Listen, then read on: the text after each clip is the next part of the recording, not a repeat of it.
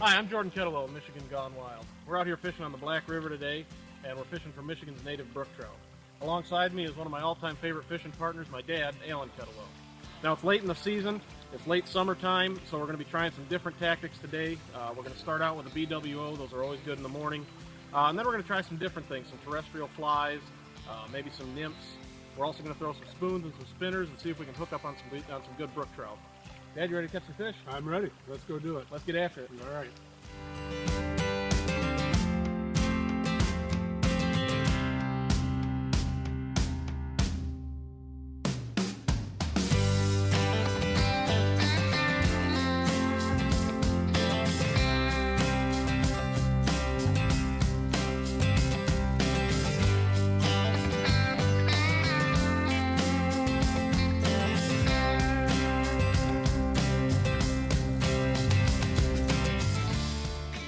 People often ask me what's the best way to approach a trout stream for brook trout, brown trout, rainbow trout. Obviously we're on a brook trout stream today. This stretch of the Black is inhabited pretty much exclusively by brook trout. And my answer stays the same no matter what stretch of stream you're on. Okay, you've got your dry fly enthusiasts, you've got your spin caster enthusiasts, you got your worm and bobber crowd, and really it's whatever works. Okay, whatever you can make work, whatever you can catch fish on, that's the proper way to approach a trout stream.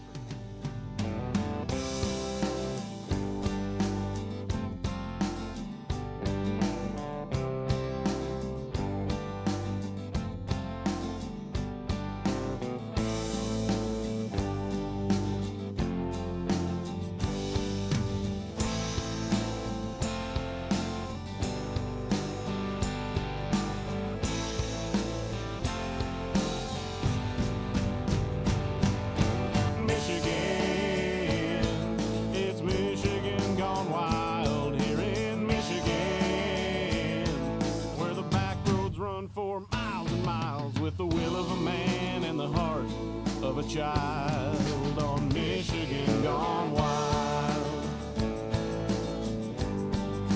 Michigan Gone Wild. Michigan Gone Wild. All right, we started this morning with a BWO, and those are good late season. Those hatch through the morning, and they're good to use, but that kind of died off quick. We caught a couple small ones. I'm going to be switching over to a Parachute Adams. It's a good generic indicator, or a good generic stimulator, which is why I like to use it. And another reason I really like to use it, and I'm passionate about this particular fly, is that this is actually a Michigan native fly.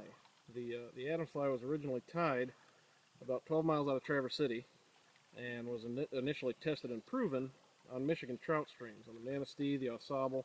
And that's why I really like it. Now, a lot of people tie their Adams and their Parachute Adams with a deer hair tail, and that's fine. And I use them that way too, and that does have a good presentation.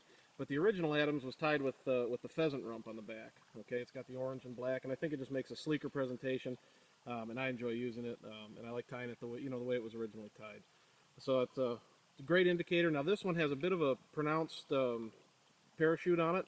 Most of the time, the parachute's going to be a little bit smaller. I like to use this, especially when we're just exploring water, because it makes it a little bit more visible, and especially as you can see behind us, we're in some turbulent water. It'll be a little bit more visible on top of the turbulent water. Parachute Adams.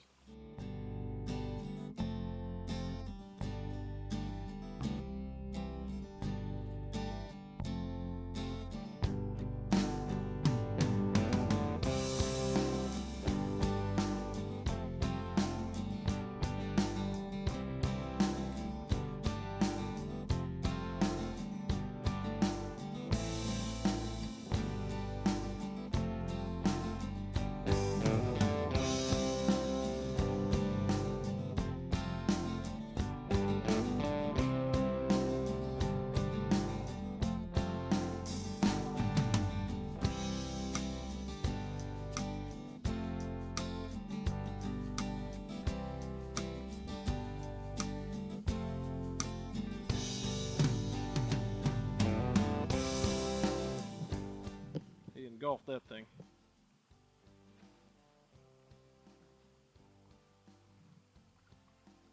That's a pretty one, but it's still a little bit small. Let him slide on.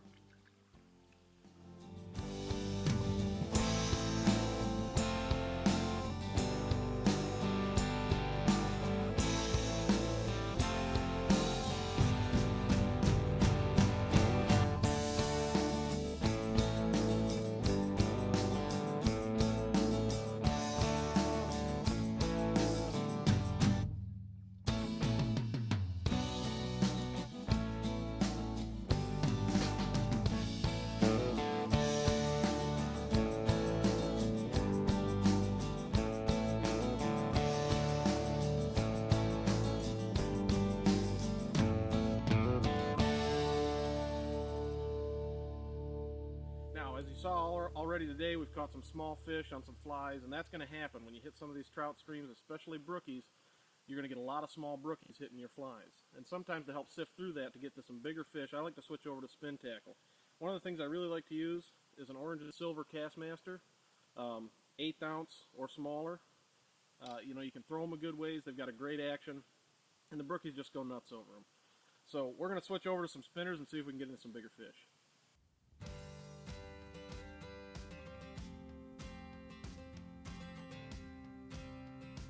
Okay, now we switched over to spinners, and the nice thing, especially on a two-man approach to a small stream, when you're using spinners, you've got a lot more freedom to fish next to each other than using fly rods. So we'll be able to fish side by side and kind of cast through the holes as we go, and it's a good way to take a two-man approach and be able to fish close to your partner and make it a little more fun.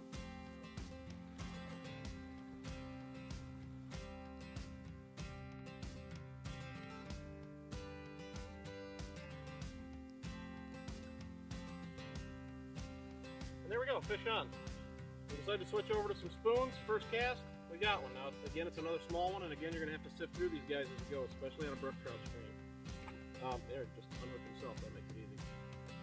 So you know, these things are very effective, and again, as soon as we get into some better holes, hopefully we'll get into some bigger fish.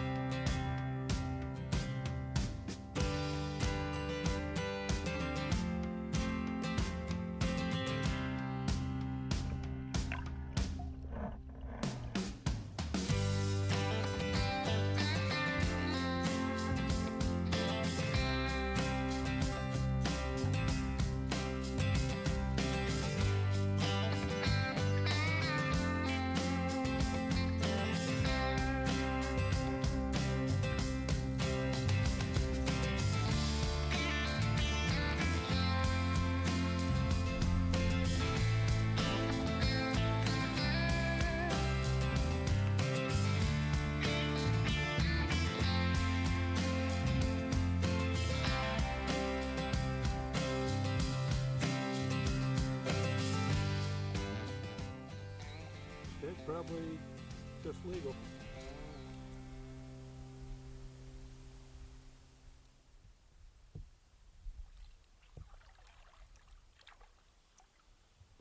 Now, generally trout fishing on a stream, you want to work your way upstream. Now, when you work your way upstream, the fish are facing upstream, they're less likely to see you, and you've got a better chance at getting them. And on top of that, normally your flies or your spinners, your spoons, whatever you're going to be using, has much better action coming downstream.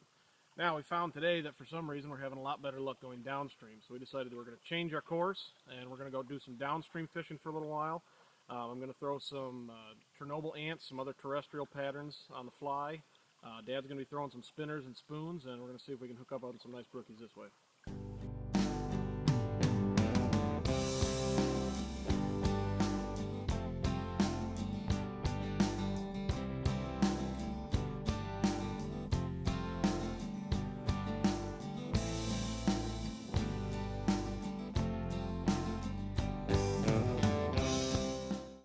Generally, I wouldn't use a large size fly for a brook trout. Brook trout generally go for dainty small flies. A Chernobyl ant, under most circumstances, would be a ridiculous fly to use for a brook trout. But as you can see, I mean, this one's probably no bigger than 2.5 inches and still hitting a large size Chernobyl ant. And the reason for that is we're in late season, and when we're in late season, they're feeding on terrestrials. They're feeding on grasshoppers, ants, and any other bugs that are going to jump off land, jump out of the weeds, and land in the water. And even these little guys will go after a fly that size. It doesn't need to be a size 22 Adams or a size 22 BWO. You know, as long as you're using them at the right time, the right fly, it's going to work, it's going to pay off. Now I'll try to see if we can get it to pay off on something a little bigger.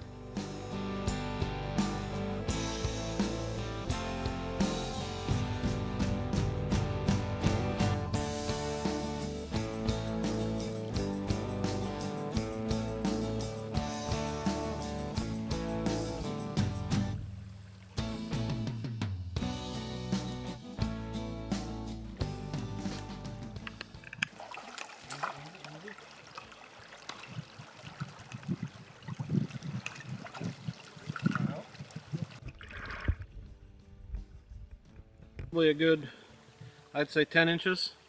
Good 10-inch brookie, beautiful color, beautiful spots. Got the distinct kind of swirly stripes on the back. I mean, that's what you want to see. That's a good northern Michigan brook trout. It's working on spinners, and you know, it's starting to really work out, it's starting to pay off.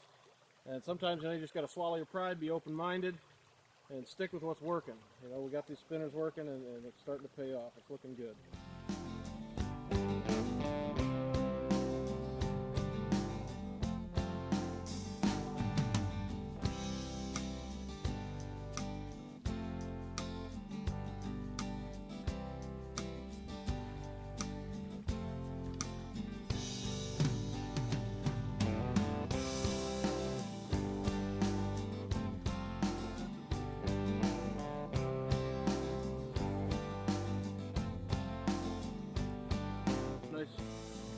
Nice orange belly. Cast it up right in that log a few times. We knew they were going to be in there. He came out and bumped it a couple times and finally committed. And he put up a heck of a fight for a fish this size. That's one thing I love about brook trout, is as far as trout go, and really any fish, I mean, a brook trout will put up a fight like a fish twice their size. You know, a fish an ultralight tackle and getting a good fight like that, I mean, you can't beat it.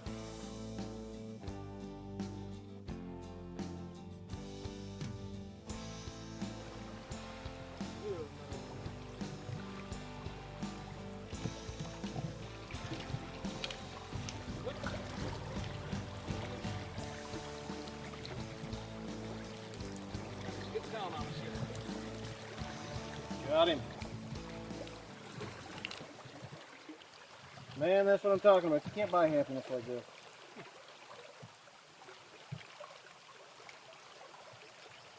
They're a little bit smaller, still most likely a keeper. I'm going to measure him just because here.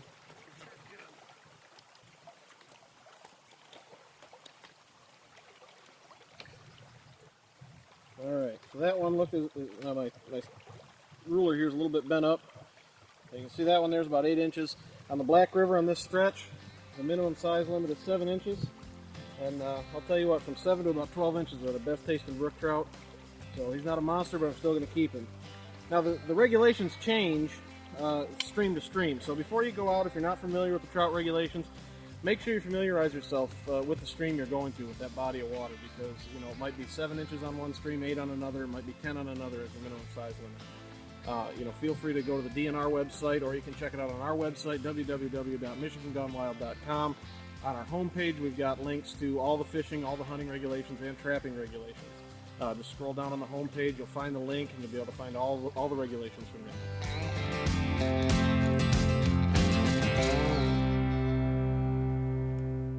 Okay, we had a great time out here today. We hooked up on some nice brookies. We've had beautiful weather, great scenery. You couldn't ask for anything better. Guys, these trout streams are loaded up all over Michigan, from the Ohio border to the Keweenaw Peninsula. They're not too far off. This is Jordan Kettlewell from Michigan Gone Wild, wishing everybody clear water and tight lines, and as always, stay wild. Michigan, it's Michigan Gone Wild here in Michigan, where the back roads run for miles and miles, with the will of a man and the heart of a child on Michigan Gone Wild. Michigan Gone Wild. Michigan Gone Wild.